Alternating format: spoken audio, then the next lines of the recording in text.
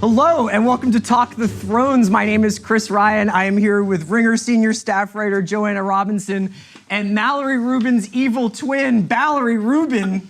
Insolent pup.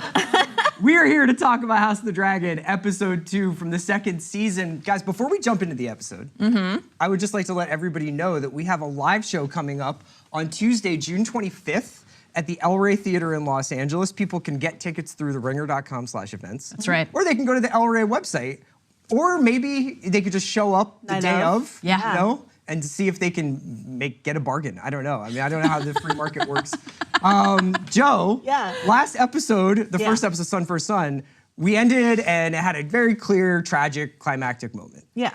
This episode does also end with a I guess, tragic climactic moment, but was it the most important moment? I don't know why I just sound like Jiminy Glick when I asked you that, but was it the most important moment of the episode, the Eric fight? Okay. I thought you were going to talk about when Aegon destroyed the Lego model that Viserys spent his entire life. He worked so hard. That was like the most tragic poured death over the plans for old Valeria. For most importantly, sort of unifying theme, I think it's Otto getting kicked out of the Green Council and Daemon leaving the Black Council. Yeah. And these two guys who are sort of, if you go back to episode 1, their hatred for each other kind of kicked all of this off. Yeah, for them to be kicked out of the game was kind of interesting. Was that your takeaway as well?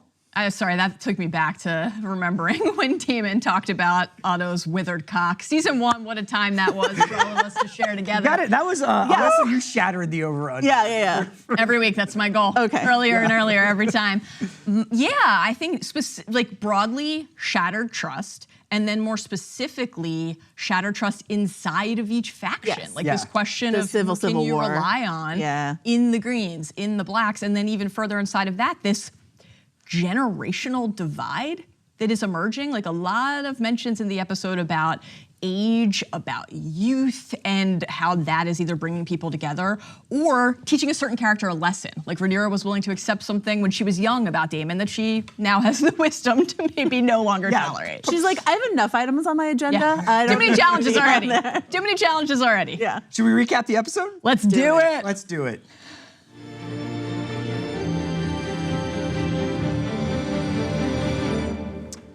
Okay, we join Law and Order King's Landing already in progress. A lot of action, just running around some detectives. In the aftermath of Jaehaerys' beheading, frankly, everyone is grieving in their own way. Alicent blames herself. Otto tries to leverage the tragedy as a political victory. And Aegon wants revenge. The difference of opinion between the latter two will eventually lead to their split. But before all that, we have to have a funeral. Helena has a panic attack when the procession stalls. So did all of us. Yes. Yeah. Well, I had a panic attack because they kept lingering on that kid's wobbly head. Yeah, it just kept jiggling. Yeah. And the stitching, it just looked like the seams on a baseball. It was not great, but like a 1942 baseball, not like a tight one. Yeah, not a juiced ball.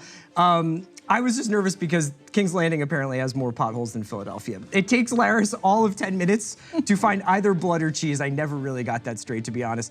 And one of those guys flips on his boy as soon as he sees the advanced interrogation techniques waiting for him. Vegas was not taking bets on whether Aegon was going to eventually kill that guy, and lucky for us, Aegon did eventually. Good swing. Kill that guy. Yeah. Very, just one and done. On Dragonstone, the fallout is nearly as bad as it is in King's Landing. The kid killing has sent a tremor through Rhaenyra's council, and it doesn't take her long to realize that all this secret shit is leading back to Daemon. They play Who's Afraid of Virginia Dragon in an emotional, knockdown, drag-out, China-shattering fight that ends with Daemon taking his bird and going somewhere, I assume Harrenhal. Do you think the 19 mentions of Daemon intending to head to Harrenhal might be pointing toward Harrenhal? Anyway, it just seemed like he was just like breaking out. Needed some air. Point north. Yeah. Yeah. The air. What do you think tipped Rhaenyra off that Daemon might be in charge? Was it the huge shit-eating smirk on his face while they were talking about the dead? Daemon not speaking at a meeting for the first time ever was a big red flag. Yeah. In his absence, Rhaenyra enlists his daughter, Baela, to patrol the skies at the expense of her own son. I have a note on this. You think it's too dangerous for Jace. He's the heir. Send Baela out there. He's the heir. It's tough. We get a fair amount of Criston in this episode, and I loved it. He's dealing with some kind of a... What people need to know is that Chris Ryan has come out vehemently pro Criston Cole. Not in his behavior, but just as like, it's a character I'm watching. He's dealing with some kind of original sin, but this is Chrissy Cole we're talking about. So which sin is a lingering question. Yeah. I think he's ultimately broken up about defiling his cloak with sexual exploits. So he takes it out on his Kingsguard subordinate, Eric Cargill. Criston gives Eric a mission impossible. Pretend to be your twin brother, Eric. Yep. Sneak into Dragonstone. Yeah. Kill Rhaenyra. That's right. And if you can, escape with your life, but that is not much emphasis put on the last part of that. So you're not making any attempt to distinguish between Eric and Eric. You're just like... Should I? No, I mean... I think you're doing great, I think buddy. you are crushing it. Both wind up in the same place. You're right. You're right. Baela and Jace seem to get a little something going before Jace kills the Buzz by talking about his dead brother. Speaking of Buzz, and this will come up several times during this episode, Aemond is gone off that milk of the poppy, at least according to me, not to these two snowflakes. We'll discuss. Hanging out with a lady of the night who is both his lover and his surrogate mother. That is cool. She reminds Aemond of the little people, the small folk affected by these warring families. To further illustrate the point, we get a scene of a smithy trying to make ends meet, and another one of Adam and Alan. Smithy? The smithy. Your guy, Hugh. My guy, Hugh. The petitions Hammer. of episode 1. Trying to make ends meet, and another one of Adam and Alan dreaming of making their fortune in the war to come. You spelled Adam and Alan correctly in the outline. I'm so proud of you. I spell check. And finally, Miss Arya coming face to face with Rhaenyra, asking her to come through with the absent Daemon's end of their bargain, which was essentially, I give you a way into King's Landing to kill these kids, you let me go. Rhaenyra does so, and that winds up being a big deal when Miss Arya spots Eric pretending to be Eric. Yeah, there it is. On his way to kill Rhaenyra, the episode peaks with another grisly set piece, the twins killing one another, after which we get a combo of politics, tears, and sex. Great show. God bless this show. Yeah. That was the recap. You That's know all. what? Incredible, iconic recap. Wonderful. I'm a little sad that the fact that Corrales likes to get dommed in bed did not make the recap. I'm sorry. I would try to condense it down to the main points, but that's why we have this entire Talk the Thrones, is that you guys can illuminate me about people's sexual preferences in House of the Dragon. Mal. Chris. I thought actually my favorite scene was the Rhaenyra Daemon fight. It also mirrors the Otto Aegon fight really well. He's obviously undermining her here, but one of the things that jumped out to me about the first season was they just had something. Just an undeniable attraction. Had uncle niece, that room for those crazy kids. Sexual attraction. But I feel like maybe the air's gone out of that balloon. Is love dead?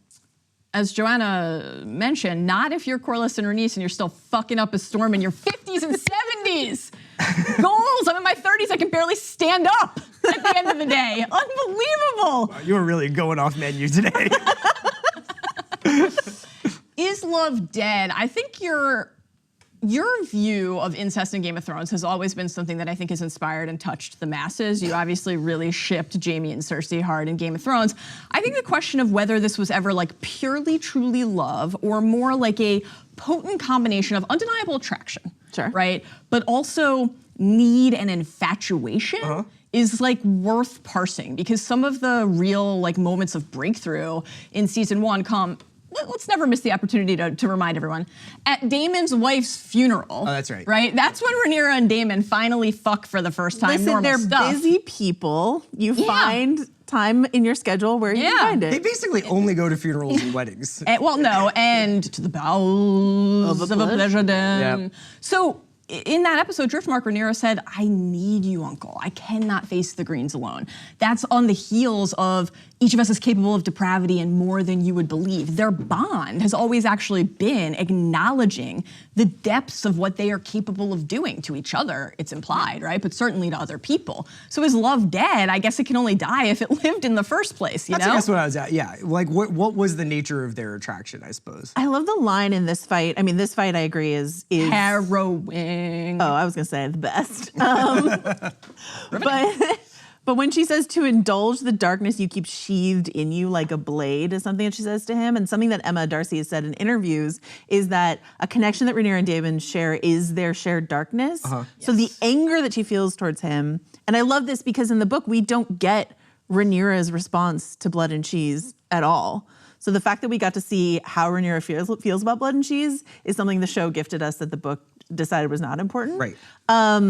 But her anger towards him almost then is her anger towards her own darkness, question mark? I did like the fact that Matt Smith essentially played, to me at least, the council meeting and then the fight afterwards with Rhaenyra as a coward. Like, you know, he's essentially like shirking from taking responsibility for sending blood and cheese in the first place. He says multiple times that it was a mistake. I'm not responsible. But he kind of does it the way a 13-year-old would do it, where he was just like, I said it was, I apologize. Like, can we move off of this now? Like, and also is kind of happy about the result. You know, like he's not sad about the fact that another green went down, right? Like, so I think that the way that he, kind of even though he has this reputation as this great warrior, I really enjoy the fact that he's kind of this damaged young man at the same time. And I think I completely agree on what Mallory said earlier about that age divide, old and young, is this idea that, because Massaria says the same thing, that she was chasing Daemon's approval when she was younger. She's like, I've grown out of that. Yeah. Rhaenyra's like, I've kind of grown out of that. We'll get to your favorite Criston, Cole, and Alicent, but you know, Olivia Cook has been saying in interviews this is like a juvenile infatuation for her because she never got to do that. Yeah. Right? So Daemon's in this Arrested Development spot, has never like left that ever. Alicent's experiencing her teenage years for the first time ever, and Rhaenyra and Massaria are like, guess what? We're grown-ass adults. We don't need to do this anymore. What I love about that so much is that it entwines perfectly with this idea of how present Viserys is. Like, in this fight, certainly, but really how 100%. He hangs over all of this. Brother, father, whatever that, like, even they argue, that's part of their argument. Daemon's like, you think you know him better than me? Like, I was raised by his side. And they're arguing over some sort of right to claim something that they cherish and reject and resent so deeply, right? It's such a tormented relationship in all respects. And so I loved how, you know, this basically opens with Rhaenyra doing a podcast. She's just talking about what we were all talking about last week. What did you say exactly, right? Like, I need to parse every word. We're gonna go beat by beat, frame by frame. I felt the same way when Aegon's like, who was on guard duty outside of the Queen's chamber? I texted that when I texted you guys. I was like, can Tom win an Emmy just for the way he shouted, "Oh, bad!" That was also an incredible scene. But it's building toward Rhaenyra saying, do you accept me as your queen and ruler? Now, this was a trailer line, so we had already heard it. Yeah. But it was one of those moments that pops so much more when you have the full context of how it rears its head. It's a little thing, but she's not saying, do you accept me as the queen and ruler? It's, do you accept me as your queen and ruler? Are you ready to finally concede the one thing that you never could with Viserys? Because that was the thing we loved talking about so much in season 1 with Daemon and Viserys. On the one hand, we talked about last week the comp to the Did You Say It air for a day. When Viserys kicks Daemon out of the city in the series premiere, part of what Daemon says to him is like, you've only ever tried to send me away. Why didn't you ask me to be by your side, right? Watch, to be your hand. And he says, he, meaning Otto, doesn't protect you. I would. This is actually part of what Daemon wants, genuinely, to protect and serve. But he thinks he'd be better at the core thing than the person he is protecting. Something that Mallory and I talked about pre-season on A House of Our podcast was, what is Daemon Targaryen's love language? And it's acts of service. It's taking people to brothels. Yeah, I mean that too, but acts of service. Active service. Sure. Yeah. He wants to feel useful. Yeah. So he's like, in this episode, he's like a cat that brings you a dead bird and is like, "Is this what you wanted? And why aren't you praising me? Aren't you? I got you a Targaryen head, maybe not exactly the one you wanted. I don't get praised for this. I get censured." And that was similar with his division with Viserys. It was like, he's like, I'm doing this for you to support you. You may not like my methods, but you have to respect Why don't you value this? And you're not capable of it, right? And that's part of what he says to Rhaenyra here. Like, I see you will suffer the same fate. Yeah. He resented and lamented the fact that Viserys was not capable of what Daemon knew that he could do. Now, would that have made Daemon a good king? I think we can agree, certainly not. Entertaining. An entertaining character on a television show, no doubt. But like, when he said to Viserys, love him, you know? Headlines aplenty. Good for comedy, good for SNL. That's right. Yeah. You are the dragon and your word is truth. That was one of the things that he said to Viserys in season 1, and he believes that in his soul and in his bones, and Rhaenyra is carrying all sorts of other preoccupations, the burden of the prophecy, considerations. Duty, would you say? Duty. I think we're definitely supposed to be, you know, Mal and I both went to that Viserys conversation immediately in our heads because it ends with Daemon sulking off on Caraxes to Dragonstone, and this ends with a similar so busting out. Yeah, right. Like just being like, fine, I'll leave. I'll take my dragon and leave. So one of the reasons why I really like this episode was I felt like the argument between Rhaenyra and Daemon and the argument between Aegon and Otto really mirrored each other to bookend the episode. Yeah. And you've also got, like you said, Viserys looming over all of it. What does he tell people? How is it interpreted? The sort of legacy he left. Joe, Otto and Aegon, it seems to be technically about legitimacy, but I think for people who maybe don't know a ton about like the backstory or read the books or whatever, how much does Otto know about what Viserys told Alicent and what was supposed to happen in the transfer of power? And what's he alluding to when he says, Aegon's like, he made me king, and Otto's just like, ha, ha, ha, is that what you think? He actually legitimately laughed. I was hoping that you would do an impression. Wonderful stuff. Yeah. He does it, but it's more like this. Is that what you think? I know. Some borderline Palpatine-esque head turns from Otto in this episode. Very dramatic. Rhys Ifans was like really letting the Welsh shine through in this particular scene. So, Daemon says to Rhaenyra, wisdom, virtue, like, is that why you think he put you on you were a tool? Yeah. Otto, what's so interesting about this episode is that last season when there was a terrible murder in the castle and we needed to act, or death in the castle, we needed to act quickly, Viserys dies. And in episode 9, The Green Council, which was written and directed by Sarah Hess and Claire Kilner, who wrote and directed this episode. Minutes in, Otto's like, great to hear this from you, Alicent, that he said that to you. I totally believe you. And guess what was also really convenient? We have a plan already in place. We were ready to do it, Kim. I got it Aegon right here. We were ready. So we grieve for Viserys the Peaceful, but we got a plan. And then this episode, he's like, okay, Jaehaerys is dead, and that's a bummer. Yeah. But also, we could have a grief parade, and it would be really good for us. So Otto on the PR spin of how do I turn this tragedy into advancing my personal career in King's Landing or getting what I want, which is Aegon on the throne and legitimized. This is just classic Otto. So no, I don't think he ever believed that Viserys actually told Alicent. That Aegon was I don't think, certainly. Right. Like Alicent. Certainly not. Misunderstood what Viserys is talking about. He's talking about Aegon the Conqueror, not her fucked up son. But happy accident for Otto. Otto's like, this works out really well for me. So I'll pretend to my daughter that I believe her. Yeah. But guess what?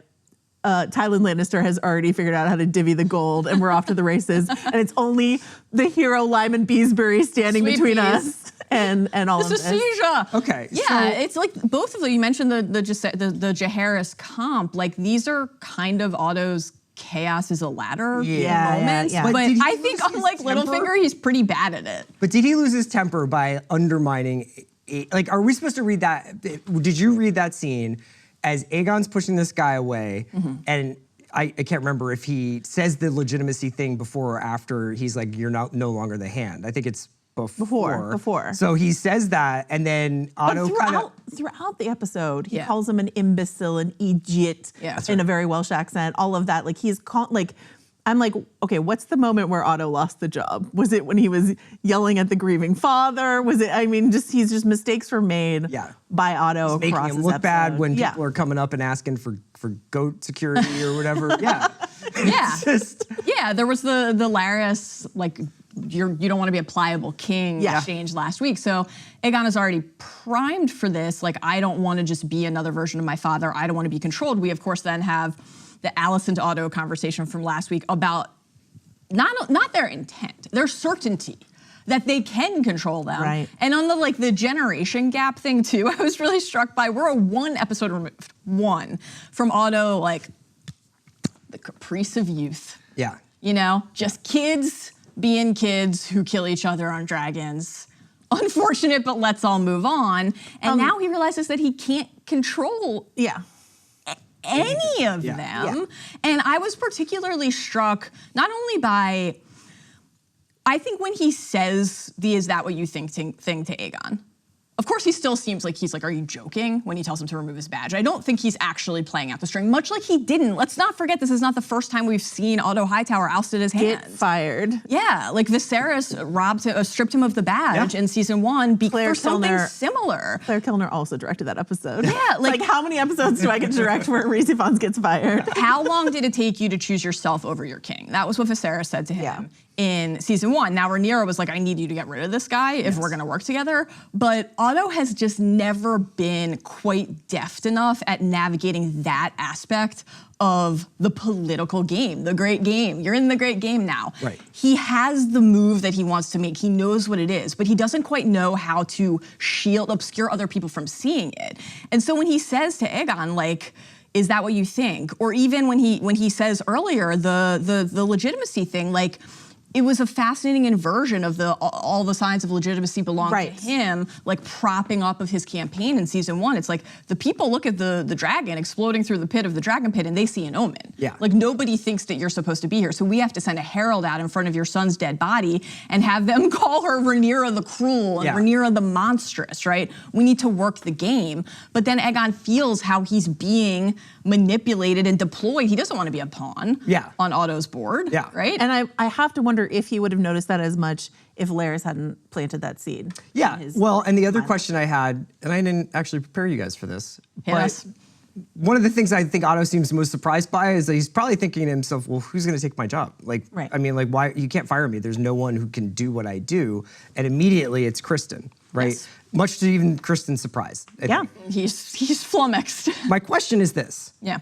Is basically the head of the King's Landing Secret Service typically a spot where you then get promoted up to Hand of the King? Like, historically, and even in there have been, do these militaristic or like law enforcement guys, I guess, necessarily get promoted to such a strategic role ever? There have been hands drafted out of the Night's Watch, the Kingsguard. That has definitely happened. I wouldn't say it's the most common thing to do. Any number of different personality types, people with certain skills and abilities, people from different walks of life, anybody can be hand, ultimately, right? It's like, who do you trust? It gets back to that key trust issue. But the thing that is crucial, I think, for us to clock about the Criston pick is like the line in, we get actually, my new hand is a steel fist. We get it in the show, that's right from the book. The continuation of that line in Fire and Blood is, we are done with writing letters. Like, this is about that young blood wanting to fight. We gotta write them enough of the diplomacy, like enough of the campaigning to bring people to our side. I don't want to win people to my side. I want to win. And he's not taking a beat. Yeah, to the point where Otto has to say to Alicent later, like, they're peacocks, right? It's like all brashness is feathers. And he's not actually wrong about this. I think that's one of the interesting things is I often find a lot of flaws in Otto's logic or the way that he conducts himself, and certainly he just walks into those potholes that are waiting for young Jaehaerys out in the streets and many times in this episode, but he is seeing things more clearly than a lot of the people around him, and it doesn't matter. All of these, they can't get out of their own way. The other line that they lift out of the book, into Aegon's mouth in this scene is, he says, spill blood, not ink, right? Thrones are won with swords, not quills. Spill blood, not ink. Okay. So this is just very much like, this is book Aegon, who's like, we're done with your way of doing this. We have dragons for a reason. Yes. Like, let's use our dragons. We've got the biggest dragon. Let's use our big dragon. And what does that equate to? Like might, strength. What do we keep hearing from him across this episode? Like, I will not be seen as weak. When we first see him smashing Viserys' Lego, what a symbol, right? Literally crumbling and disintegrating the legacy of old Valyria. Think of how we responded and did 18 hours of podcasts on Viserys dropping one stone dragon in season 1. Some of us. Some of us at the table. How about the entire royal chamber size Lego set of old Valyria? But I think me and Andy were still trying to figure out if John Krasinski was going to show up. There's definitely pain.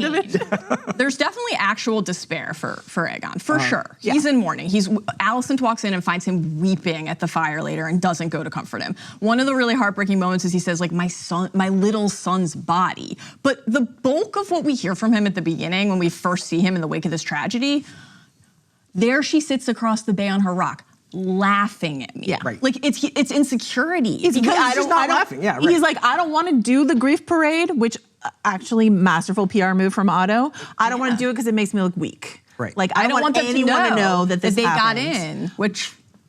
But also, I just want to say I hate Otto. I'm not on Team Otto except for when he says wearily, and what has Sir Criston Cole done? Great moment. Fantastic. We're going to talk about what Sir Criston Cole does. Yeah. But Otto's PR moves are so superior to Dragonstone, where Aemond and his dragon fully chomped a small child, and they took no advantage of it, like politically or messaging wise. They had a quiet, private funeral where they burnt some things. This one, Otto is like, we're gonna have the entire city come out and throw flowers for this. All right, let's talk a little bit about the new Hand of the King. Your favorite. Your guy. Is it a Chris thing? It's not. It's that Good question. He is a scumbag. And I find those guys interesting in the realm of a show that is about a lot of very morally complicated people. Yeah. And Criston, I think, is just one of those characters that, because we have seen him evolve, I guess, over the course of the 2 seasons, I want to know what you think is his what's the motivating moment for him that makes him feel at once so ashamed of himself, but also so ambitious, Mal? Because like, here's a guy, like he was rejected by Rhaenyra, right, on a romantic level. Yep. He's had this essentially secret affair with Alicent for a really long time, and is quite violent and quite aggressive with pretty much like everybody he comes into contact with. Which violent moment are you talking about? Long list. When he beat a man to death at a wedding banquet? Yes, that was the one I was thinking of. Punched Jeffrey Lonmouth's face clean off at a pre-wedding feast. Or when he told an old man to sit down so forcefully. Small ball right through the temple. Small ball right through his head. I thought that the moment where she's like, I can't remember the exact exchange, but Alicent comes out the door, Criston is standing at watch, and he's like, it's basically. Have you told anyone, what do you take me for? One who seeks absolution. There is none for what I've done. What did he do? I think it's at this point, given how many years of the canon we've gone through, like Joe is alluding to, it's quite a long list. And I think go back to season 1 and the origin of his selection to the King's Guard, right? Think of him and Rhaenyra out in the King's Wood on the hunt, and her asking him, do you think they'll accept me as their queen? What is he like? They'll have no choice, right? It's never really about truly for Criston merit. It's always about might and power and how those things relate to each other. And so it's interesting to hear you frame it as like, he was rejected romantically. Well, not romantically, but wasn't he like, we could run away, right? But oranges. Yes. Cinnamon. Let me tell you about the cinnamon and the oranges and our life that we could live across the narrow sea. But he was saying, like, leave your life behind, and then that will be the absolution for how I have sullied my cloak, right? I've soiled my white cloak. It is the only thing I have to my fucking name. He sullied the cloak by just even being interested in Rhaenyra? By breaking his vow. Yeah, he broke his vow. You're supposed to be, take a vow of chastity. The white. That's why the cloak is white. Like really, and that's why he goes to Eric, to Eric in this episode, and he's like, Eric's cloak is dirty because he was walking through the streets trying to protect the royal family. The white cloak is a symbol of our purity, our fidelity. Kingsguard, our sacred trust, will you so easily sully our ancient honor? Christian's a really big projection guy. Like, he needs to work through some things in therapy. I think like literally he could just get like an app, and that could probably like figure out a lot of his trauma. In terms of what like the origin of this is, but then how it traces across time and where he is now, I think it's interesting to identify how entwined what he views as his lapses and his sins and his sullying of the cloak and what the cloak represents to him are with Alicent. Because after Rhaenyra rejects him, what does he do? Now he is like misunderstanding the conversation that he and Alicent are having, but ultimately he confesses to Alicent. Yeah. He does. Then when he goes into the Godswood to kill himself after what happens with Joffrey at the pre-wedding feast, Alicent is the one who stops him, who gives him whatever version of absolution that is possible to attain when you have done the things that he's done. When he kills Beesbury, Sir Harold, who at that point is still Lord Commander, says to put down your sword, take off your cloak. You're done. Yeah. You're out of here. But Alicent's not saying goodbye to Criston, her sworn shield, like her one true defender. And so Alicent has I would say, a palpable, unceasing level of guilt and shame in this episode too, to the point that she actually tries to confess to her father, right?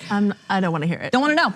Don't want to know. Let me tell you something. Once I went into Viserys' chambers and I told him that his daughter had been caught coupling with her uncle in the bowels of a pleasure den. I got fired just in that same episode, and I don't really want to talk about daughters and sex lives ever again, so keep it to yourself. Same. Is your interpretation when he says, I don't care to hear it, he knows though, right? Don't we believe that Otto knows what she's been doing with Criston? I gotta say, my favorite version of what you're talking about is when Alicent's like, "Hey, Helena, by the way, like, did you say anything crazy last night? Because I know Helena be seeing things, you know, like, and Helena's like, did you have one of your dreams? Not in the top 10 things I'm thinking about right this moment, you know, like, Poor Helena. But I loved the Eric Criston scene, which is like in the book, it's so spare. Like what we know about how Eric wound up over there is so sparse, but we know that it was Criston's idea. But this idea that it was like Criston bullying him by using just like blatant hypocrisy and projection and backing him into this corner. My maybe favorite two characters in this episode are the two other members of the Kingsguard who just take their stuff and leave in the middle of this fight. Absolutely incredible. They're like, this has nothing to do with me. I also genuinely loved when Eric was like, listen, some of us actually work at night. I just want to eat my breakfast in peace. Can you be a dickhead to me in like 6 minutes? Also, why doesn't the queen have someone guarding her room, Criston? I loved that. She's the queen now. You when guard she ascended, Alicent. Why aren't you guarding Helena? And so to your Otto point, in that sense, like you kind of start to wonder how would it be possible for people to not clock this at a certain point? Right. Like that Criston is still her sworn defender, et cetera. So let me ask you about the Alicent thing. So Criston takes Alicent's dad's job and she still can't say no to this guy. The episode ends with her, like she cannot resist this dude. Is it because literally this is the only person that she can have a romantic, physical, emotional connection with in the entire realm? Or is there something about what Criston has done and where he has wound up, and now he's Aegon's hand, that Alicent, to like maintain that sort of suggestion that she might have power over Aegon, needs to continue to be like intimate with this guy? Like what was so irresistible about him? I mean, you've seen him, right? Fabian Frankel. I mean, you have seen him, eyes, right? Yeah. That moment when he's an attractive guy. When she walks in and he's sitting on her bed that used to be Rhaenyra's bed, and he's just like sad boys, ready for round armor already off. Yeah, very presumptuous. Yeah. It's like a I hate myself, hate fuck sort of moment, right? Yeah. Just like I'm so angry and like wound up. And we had a previous scene where she takes a bath and he's on the other side of the door. She does not seem happy in that bath. Yeah. They didn't do anything. You're but this concerned is just about the bathing routine right now for Alicent. I was going to bring up Larys, because Larys would be the obvious clubhouse favorite to be hand of the king. Yeah, but remember that we are done writing letters. Like Larys isn't what Aegon is gravitating toward. No, he wants a general. But like on the one hand, do we think Larys was angling directly for Otto's job? Perhaps. But on the other hand, we hear out of Aegon's own mouth the very words that Larys said to him last week. He's angling for influence, and that can take many forms, and he's smart enough to know that. But like, I think it's almost smarter to not be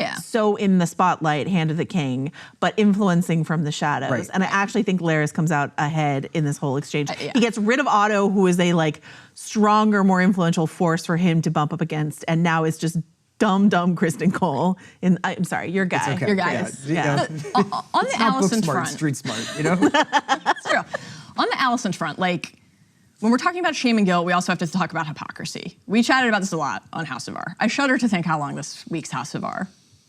I actually shudder too. I mean, Spotify's typically, like, it has to have, like, a limit, right? Like, we'll find out. Tune in on Tuesday night. We'll find out. We have a lot of Criston Cole takes to get off. But remember how Alicent, and she was much younger at the time, but remember how she greeted these rumors, these whispers about Rhaenyra, about Rhaenyra's dalliances, right? And so part of what, like even the fact that by the end of this episode, Alicent doesn't appear to be wearing her signature at this point, 7-pointed star necklace anymore, like the way that we associate her with her piety and like when she is identifying some sort of like, holding somebody else in judgment for a thing that she has done. Are you saying she's going into her brat era? Is that? No, but I think she's tormented, right? Yeah. She's like, and this has always been central to her character because she finds herself in a position of responsibility and duty. Then she grows to resent it. This is actually part of what, like, while some members of this table are not the biggest fans of Criston Cole in terms of his like moral compass, obviously there was something thrilling about have a sex life. Sure. Yeah, Alicent like finally take her pleasure. Like good for her. It's that's weird. Great. I think she gets referred to as the Queen Dowager, and I'm like, that's not a dowager. This is the lady in the I know she's in her bloom of life. It's just a title. Yeah. But so there's the fact that the so many vows they make you swear and swear of it all, right? For Criston, there's the question of this fidelity, this purity, this thing that he told Rhaenyra, like, you raised me higher than any Cole in the history of the realm. Yeah. And am I compromising that? But there's like the question of just the inherent act and then what happened in tandem with that, right? So it makes me think back to Cersei saying to Tyrion in season 2 of Game of Thrones, sometimes I wonder if this is the price for what we've done, for our sins. Jaehaerys was murdered in his bed while Alicent and Criston were fucking down the hall. Like it would actually be bizarre if they didn't feel that they were in some way culpable for that. I guess that also could be the other thing that he feels like he can never get absolution from. The way that he looked at the bloody mattress. Oh God, yeah. When they picked it up and he was the guy's like, can you move that back? This is heavy and disgusting. Can you move out of the doorway so that I can get rid of this, please? We are gonna replace one mattress and just keep at some point. Un-air conditioned King's Landing bedroom for like 3 days. But I think that I do think it's worth shouting out Olivia Cook's performance in that regard because when she's like, you know, what they did to my girl, that whole thing, but also she's just marinating in her own guilt in that scene. How about that moment with, I know we're on Alicent and Criston, but because you mentioned Helena, Aegon and Helena passing each other on the stairs. By the way, he has 2 Kingsguards with him. She has still just handmaids. Like, still there's no one guarding Helena, even still. I just wanted to ask very quickly, Jo, about Otto, who, and this is gonna be one of those questions where you're probably gonna be like, I can't quite answer this. Otto, is he A, free agent? Yeah. Is he B, still working on behalf of the Greens and walking the earth like Kung Fu and trying to just garner more support for them? Yeah. Or 3, something else? So there are things that I can't talk about necessarily, but because it's a book reader thing. Right. But Alicent does send him to Highgarden. Yes, he declares that he's gonna go to Old Town. And she's like, no. She says, go to Highgarden. You're gonna go to Highgarden. The Tyrell Bannermen. So the Tyrells are getting a little nervous because all the Bannermen are like, wait. So House Tyrell, Marjorie, Olenna, you remember them. Highgarden, we love them. They have a ton of money and they're a very important ally. But all of their Bannermen are like, we don't know that we're on board with this king. We don't really like it. And House Tyrell at this moment, the Lord is a small boy. So his mom was like, sure, okay, yeah. Aegon, sure. Actually, I don't know. All my Bannermen seem to think that Rhaenyra is the better choice. Maybe we'll just not do anything at all. Maybe we'll. So Highgarden is wanting to be Switzerland in all of this. Okay. So what can sending consummate diplomat Otto to handle the Highgarden problem? What will that I'm just excited that we're talking about the reach. Yeah. Like this gets back to what we talked about last week with widening of the map. We have to beg you just for a second because we're talking about this moment where Otto's like, I'm gonna go to Old Town and out. No, please go to Highgarden instead. Chris, they mentioned Daeron. The Hightowers still have strength and you have a son there who will take more kindly to instruction. Daeron may yet help us in the weeks to come. I got up from my couch and screamed and fist pumped like I had just watched the Ravens win the Super Bowl.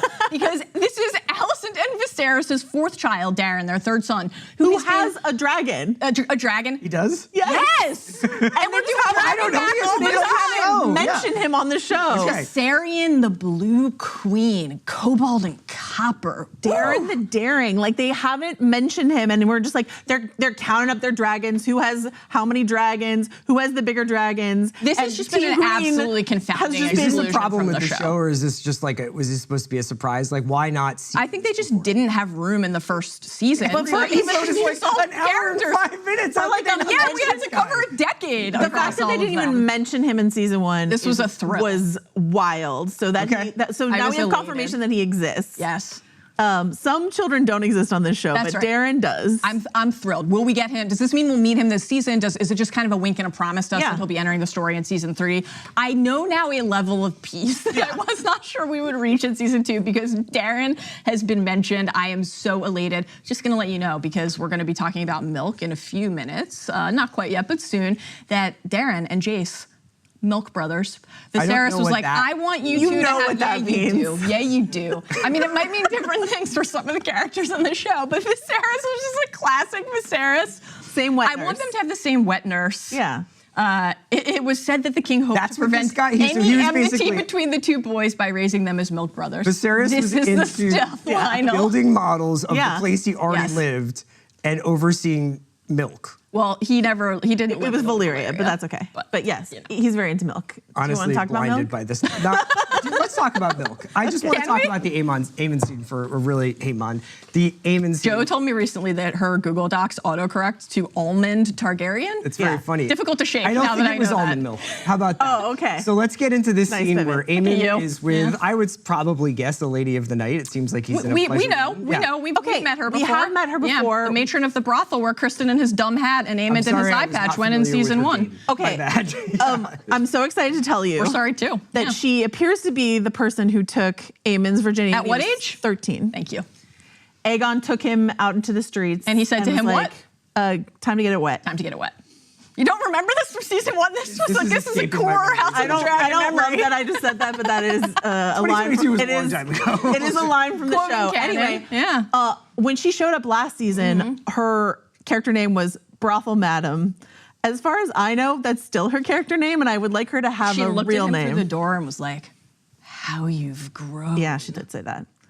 Well, my point here is... No. That you think... No, but the point is, whatever, and she hadn't seen him in a while then. So Aemond since seeing her, he saw her when he was like searching for Aegon to put him on the throne. He was like... That moment in the door. She like is making a move on him and he just goes, and turns away. And I guess he's like, guess what? Let's go back in time and rekindle this romance that we had together. I'm going to play little boy, you play mommy. But I think part of it was, this is a little bit behind the scenes.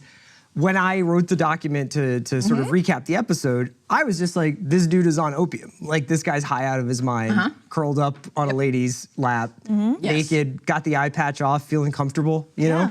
And just letting that sapphire gleam. Serious question. Let's just have an honest moment with each other. It's just the three of us. If you were missing an eye and you had a sapphire in your empty eye socket, would you take it out during sex? Would you keep the eye patch on during sex? I think no, you take that off, too sweaty, right? So the eye patch is off, sapphire in, sapphire out. And whether I was blasted out of my mind on Milk of the Poppy.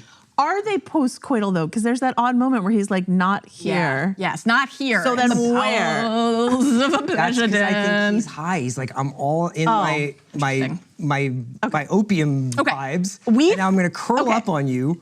It's definitely possible not only that you're right, but that by the time people are watching us talk about this, it has been confirmed on the inside the episode that you are right. It's possible. That is a large goblet of Milk of the Poppy. If that happens. You can't fly a dragon. You can't mount Vhagar if you're on that much Milk of the Poppy. Our interpretation was a little bit more that like, it's an infantilizing thing. Yeah, he's in the fetal position, curled up. There's a history of this on Game of Thrones with Robin Arryn, like suckling from Lysa. Thanks for making that face. Ever. This is just so.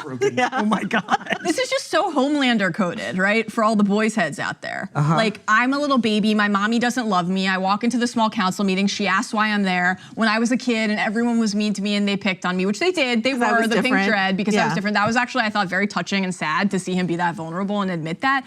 And when I went to my mother, what did she say? Like, your obsession with these beasts goes beyond understanding. He's not getting from his mother what he needs. And so he's going here to drink milk and be cradled in the bosom of a matronly figure. Why can't it be both? Why can't it be? It can. Maybe it is Uncut but I King's feel like- Landing black tar. But the thing That's about nice. Aemond Milk. is I feel like he's, other than the vulnerability of like, I do regret that business with Luke, I lost my temper that day. Other than that, that sort of odd way that he's talking is how Aemond is always talking. So if you want to make the argument that he is always blasted out of his mind, I'm not against it. I'm Built not up a against tolerance, like wags and body sushi on billions. I'm keeping my sapphire eye on it. Let's just put it that way. Well, okay, so what I loved about it regardless is just like Aemond, what did we talk about all of last week? The foil for Daemon, these figures of strength, all the talk about Vhagar and Aemond is the greatest power in the realm, Aegon propping him up as like my best sword. And he's just like, people were mean to me. It made me think of the cruelty of children is known to all, that great line from Fire and Blood that we love, which of course is in Aemond's passage. The fact that he was able to express remorse. Now, is he sitting down at the small council chamber in episode Wouldn't be one? giving him any No.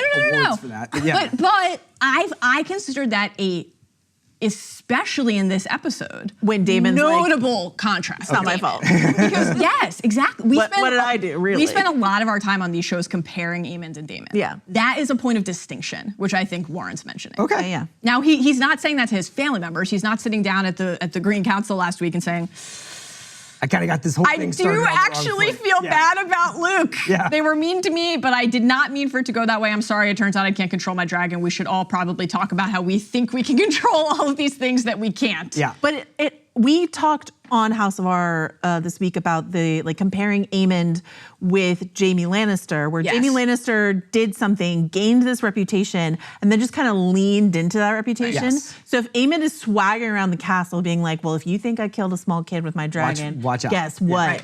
Don't Yeah. mess with me. You're never gonna bully me again, etc." And then he goes scurrying off to an opium den to get high and have some motherly sex. Think of how many of our early season one who among scenes us, were you with know? Daemon in a brothel Yeah. as well, seeking some sort of like affirmation, Yes. right? You are the wielder of Dark Sister a and rider of slightly Caraxes. more noble depiction of mourning was Jace and Baela. Dude, this scene was great. So good. It almost like stands out from Yeah, the entire I loved episode this. of like two good. It's like, what's the Bechdel test for decent people on the show? Like, two decent people talking about another decent person. And I had a couple of questions about it. For one, was Baela just doing crossbow stuff just to keep her eyesight sharp, or what was that about? Was there any reason to note that she was doing that? No, other than this description from the book, which is Baela was a wild and willful young maiden, more boyish than ladylike, and very much her father's daughter. Okay. So she just likes doing I love it. stabby stuff. She is, as we alluded to earlier, about to enter the fray, though. Like, Rhaenyra is sending her up to monitor, to fly Moondancer, to be on patrol, to be on guard. And so, in general, being prepared and ready for what awaits is I think, wise. That was interesting, but I don't think it was nearly as interesting as the emotional substance of this conversation where they're talking about fathers. Baela, who passed Daemon in the hallway as he's making his way to dramatically exit. Barely looked at her. Pouting. Doesn't acknowledge his own child, who, of course, in season one was the kid that he bonded with because she, unlike Rhaena, was a dragon rider. Yep. So he would sit with her in Pentos and like she'd learn at his knee, right? You want to look at these books with me, you want to learn about how special we are. And Rhaena's like, Dad doesn't really talk to me. And so to hear Baela say here, sometimes I think I hate him, was really interesting. Is it because of how he treats her sister? Is it because 47 seconds rough count after her mother's funeral, he married his niece? Yeah, right. Who's to say? Is it because she walked into a room where Rhaenyra looked just like very upset and there was crockery on the Looking ground? around and seeing the wreckage everywhere. That was so good. What is even better? The Jace side of it. Is the Jace side of it, because when she asks him about Laenor, she doesn't say your dad, she says my uncle. Yeah. And then she says, and Harwin, she doesn't say your dad, but she says, and Harwin Strong. And he doesn't run from it. And it makes us think about the Driftmark, episode 7 last season, when they're at the funeral for her mom, for Laena, and Jace says to his mom, we should be at Harrenhal mourning Harwin Strong. I have as much of a claim to sympathy as they do. Yeah. And she says, Rhaenyra said, it would not be appropriate. The Velaryons are our kin. The Strongs are not. Look at me. Do you understand? Right. Because it was dangerous for any of them to acknowledge that Harwin was his dad. So for Baela to not say quite the words, but to say the words to him and give him space to talk about his dad, Harwin Strong, who died last season, and they're never allowed to talk about. And I think so beautiful. It clearly in a way that indicated they have spoken of this before. Yeah. So that tells us something about the nature of their relationship. Now, stop me if you've heard this before in a Game of Thrones story. Kin who are betrothed. They're betrothed. Yeah. But this tells us that beyond the political arrangement that other people struck for them, they have an affection for each other and a trust in each other and a comfort with each other. For Jace to, like, anybody saying that out loud, and then for Jace to acknowledge that means he feels safe. The end of the claim to the Iron Throne in almost any circumstance. They gave the episode a humanity that maybe it would lack. I love and that. And then even just the way he said, like, I miss Luke. It's those little moments of vulnerability that so few characters are able to share with each other. It was lovely. Someone talked about Luke this episode. Two characters that were able to share something with each other, Eric and Eric. Oh, nice. Okay. Your transitions today are You're on fire, man. Thanks. That was a bummer for those guys. You could say, you could make a devil's advocate argument, let's just say if you were criticizing the show, that was like two red shirts killing one another. Red shirts being like a term of like kind of agree. Disposable characters who you'll find in like a Star Trek or whatever that just get blown up and then they have to come get them. Yeah. So I was not like deeply moved by it beyond the oft-used adage about civil wars being brother versus brother. Right. And if this tears apart these two guys who literally think of themselves as like two bodies with one soul, what's gonna happen to the rest of this? Real acolyte vibes there, by the way. But is that how you and Andy talk about each other? Yeah. Two bodies, one soul? No. Okay. You potted us! But what did you think of that scene? Because it was obviously presented as like the set piece of the episode. I was a little underwhelmed. It was well done, and I think they did a lot of work in this episode and the one before to get us to try to care about Eric and Arik. So just Masaria's when last we met, there were two of you. Reminder last week for everyone. Yeah, and like twin. Right. There's a twin. You have a twin. Your brother. Your brother. We had a lot of like dropped mentions leading up to this. We met them briefly last season. I think if they really wanted us to care about this, Eric and Arik should have been characters all last season. Right. And something that I'm observing, like we won't talk about specifics. But they ultimately couldn't have been because of the time jumps, right? True, but this was part of ultimately still the structural challenge of season one that they are going to be chipping away against for a while. It's just tough because Fire and Blood, a lot of these things are just sort of three sentences, you know? Yeah. And so what do they flesh out and what do they not? What I will say, you're right about the time jump. What I will say, without getting specifics because that's getting to spoilers, we can already see them doing so much forward thinking in terms of when they're introducing characters, how much emphasis they're putting on certain people to build up our emotional attachment to people who will be taken away from us. Like they didn't, I think, do a great job with maybe Baby Jaehaerys, who we met in like kind of one we didn't scene. get not a lot of speaking from or the Cargill twins, who we could never really tell apart. Even though that's a plot point, obviously. There was a moment where I thought that this scene could go like really crazy De Palma, where the guy who was sent to kill Rhaenyra, that is kills the wrong twin. Well, he kills the twin, but pretends basically like he killed the intruder. And is like, I'm just gonna take my brother. Okay. And he almost does. I guess maybe now I'm realizing this is a hot take in real time. That's why I thought this ruled. I was not prepared to care about this, honestly, for all the reasons Joe is identifying. Like, I think the Cargill twins have been here, and they've been present, and we have acknowledged them and made a lot of jokes about how their names are Arik and Eric, and we were, I think it is fair to say, quite perplexed by the volume of the penultimate episode of season one that was devoted to them chasing through the city to try to find Aegon before Criston and his dumb hat and Aemond and his best Daemon-esque cloak. So that prior limitation and weakness. Wait, we're watching season one, episode 9, and we literally can't tell who they are because we hadn't spent time with them. We don't know who they are. They have done nothing to try to give us any ability other than the piping on a cloak to tell them apart. The bug became a feature here, right? It became not only in terms of the plot, right? And the line from Fire and Blood, and Sir Eric and his brother Sir Eric were twins, identical in all respects. Not even their fellows of the Kingsguard could tell the two apart. So Sir Laurent charges into the room and he's like, which? Yeah. Which is Eric? Right. No one can tell, including us. And so we're watching it, and the action is interesting and fun and compelling. You can track them. You have to, when you're prepping for a podcast, but when you're watching it in real time, Chris, to your point. I did not know. You have a moment when the fight concludes and you're like, is Rhaenyra about to die? Well, not because you don't know die, but I was like, that would be sick if this dude was like, no, I'm the But wasn't the way it ended also kind of surprisingly thrilling? Again, I wore my Clegane Bowl shirt today to honor Cargill Bowl, which I was not prepared to give a shit about, candidly, but I was like, when Eric stumbles forward, having killed his twin, his brother, all of the thematic, symbolic resonance for, killing the mirror of you, the other part of you, the family torn apart from within, the Civil War comps that you noted. And he stumbles forward for that moment. We don't know what's gonna happen. And then when he says, Your Grace, okay, Eric wouldn't do that. So it's Eric, right?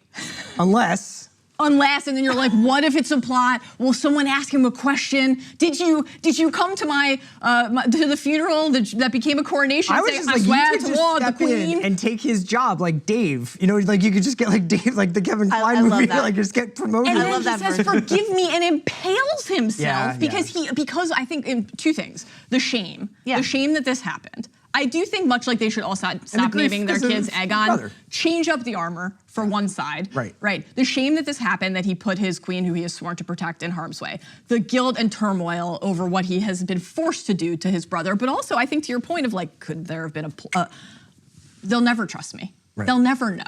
It's done. It's a wrap. He could never move forward in his life again, unless again they were like, what happened like this morning? I'm glad this worked so well for I thought Mallory. I liked the scene, which I again did not work as well for me. What did get me though is that happens in a random hallway in the book. The fact that it happens in Rhaenyra's chamber and we get Rhaenyra's reaction, that did get to me. Sure. And Emma's then it's like shock. The comp to Blood and Cheese. It's like they've both had this breach to that extent, the intimacy of your own bed chamber. How could you feel safe after that? Probably not, and she'll probably behave accordingly. Okay, so that pretty much brings us to the end of the episode, more or less. We have some Aegon crying, Alicent not really, nurturing him very much, instead tending to her own needs.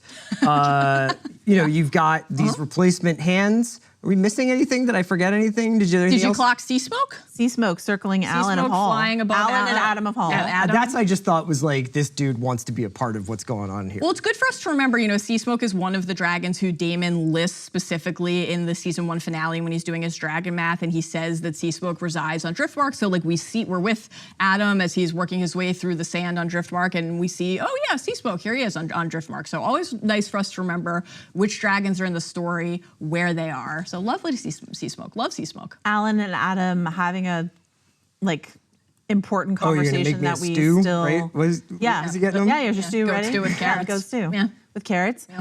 Brother, he owes us. He owes you. He owes us. Right. So we're getting a little bit more of an allusion to what's going on. What does that mean? What is all that? And then Hugh Hammer. They dedicate a whole. We went home with you. I was like, I can't believe this. We went home with you. And I think what's important. There's. Hugh's wife is also in the grief parade. We see her in the crowd. And I think what's important to note, the way the crowds can be swayed one way or another, and the way that the blockade is impacting King's Landing in terms of getting medicine and food for your children. Yes. How hard was it to find the chicken? Yeah, for the pot, no other reason to go home with Hugh Hammer, I think, than to get us primed for, again, to the brothel madam. I hope she has a character name by the end, and by the time this episode comes out. To the brothel madam's point, when princes lose their temper, who suffers? The small folk. Small folk like me. Yeah, exactly. What else? Quickly, Dragonstone Library. Gorgeous. If I could go to one fictional location that's shooting up my list, that was incredible. And inside of that library, I'm surprised the whole episode today wasn't about the conversation between Mysaria and Rhaenyra, Chris, given that I thought it was really nice. I mean, I thought she basically was spurred by Daemon's cowardice to be like, I'm not going to be like this guy. I'm going to keep my word about it. Mysaria is like, you want to know how I got these scars? Yeah. She does not want to share that. She is definitely not ready to share that information. But yeah, like there was the comp of Rhaenyra, Mysaria having her, once I was in your thrall, but no longer moment last week. And that's sort of where Rhaenyra gets in this episode, but also because Rhaenyra doesn't recognize her at first. She's literally circling her like an inch away. But, that moment, what ultimately leads Rhaenyra to honor the word of her house and let Mysaria go so that Mysaria can eventually clock Eric and go sound the alarm. I think it's the Daemon, Otto Hightower makes no difference. They will never accept me. I might as well have remained a whore line. So that feels like that's the thing where Mysaria was able to break through to Rhaenyra, and that's something that like is pinging true for Rhaenyra on a deep, deep level. And I think the third point on that triangle is Rhaenys in this episode. Rhaenys being Rhaenyra's sort of most stalwart supporter. We see the Black Council Rhaenyra's council sort of talking over her. Rhaenys in Corrales in bed before they talk about their preferences. But neither can he allow her to command him. Pity.